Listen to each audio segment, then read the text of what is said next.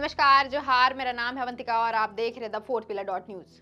लोकसभा चुनाव को लेकर देश भर में तैयारियां शुरू हो गई है। हालांकि अब तक किसी भी पार्टी ने सीटों के बंटवारे को लेकर कुछ भी स्पष्ट टिप्पणी नहीं की है, लेकिन सभी सीटों पर राजनीतिक विशेषज्ञों द्वारा कयास लगाए जा रहे हैं कि 2024 के चुनाव के लिए कौन से नेता प्रबल दावेदार हो सकते हैं। इसी बीच झारखंड में भी लोकसभा चुनाव को लेकर कयासों के बाजार गर्म हो गए हैं। झारखंड की 14 लोकसभा सीटों में से एक खूंटी सीट पर भी दावेदारों के नाम सामने आ रहे हैं। दैनिक अखबार प्रभात खबर में छपी एक रिपोर्ट के मुताबिक खूंटी में भाजपा एक बार फिर से सिटिंग सांसद और केंद्रीय जनजातीय मंत्री अर्जुन मुंडा पर भरोसा कर सकती है और उन्हें दोबारा इस सीट से चुनाव लड़ने का मौका दे सकती है। 2019 के लोकसभा चुनाव के नतीजों पर नजर डाले तो अर्जुन मुंडा ने महज 1445 वोटों से कांग्रेस के प्रत्याशी कालीचरण मुंडा पर जीत हासिल की थी।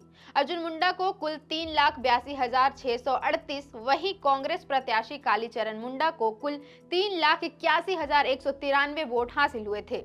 खूंटी में भाजपा और कांग्रेस के बीच कांटे की टक्कर रही थी। 2019 के चुनाव को मद्देनजर 2024 में भी कांग्रेस कालीचरण मुंडा को एक बार फिर से मौका दे सकती है, लेकिन खूंटी से कांग्रेस के एक और प्रबल दावेदार का भी नाम सामने आ रहा है। राजनीतिक विश्लेषकों का मानना है कि 2024 लोकसभा चुनाव में कालीचरण मुंडा की राह आसान नहीं होने वाली है। इस बार कांग्रेस के पूर्व प्रदेश अध्यक्ष प्रदीप बालमुचु भी इस सीट पर अपनी दावेदारी ठोक सकते हैं। मीडिया रिपोर्ट्स बताती हैं कि खूंटी से कांग्रेस का एक खेमा दयामणि बारला को भी प्रोजेक्ट कर रहा है। बहरहाल अब टिकट किसे दिया जाएगा, इसका फैसला तो आला कमान ही करेगा।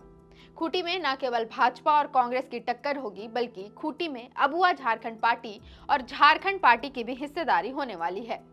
2024 के चुनाव को लेकर अबुआ झारखंड पार्टी से जयपाल सिंह मुंडा के पुत्र जयंत जयपाल सिंह मुंडा का नाम आगे किया जा रहा है। वहीं प्राप्त जानकारी के अनुसार झारखंड पार्टी से एनोसेका अपने परिवार के किसी सदस्य को चुनाव में उतार सकते हैं। खूंटी लोकसभा सीट के इतिहास पर एक नजर डालें तो 1962 से 2019 तक के लोकसभा चुनाव में खूंटी में भाजपा का बोलबाला रहा है। 1962 में झारखंड पार्टी से जयपाल सिंह मुंडा यहां से सांसद बने। 1971 में फिर से झारखंड पार्टी ने अपना परचम लहराया और झापा से नीरल एनम होरो ने खूंटी से जीत हासिल की। 1977 में जनता पार्टी से कड़िया मुंडा सांसद चुने गए।